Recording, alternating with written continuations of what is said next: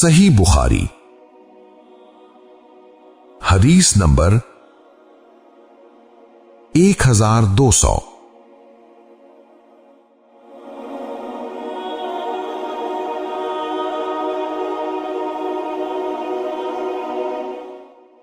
ابو عمرو بن سعد بن ابی الیاس شیبانی نے بتایا کہ مجھ سے زید بن ارقم رضی اللہ عنہ نے بیان کیا کہ ہم نبی کریم صلی اللہ علیہ وسلم کے عہد میں نماز پڑھنے میں باتیں کر لیا کرتے تھے۔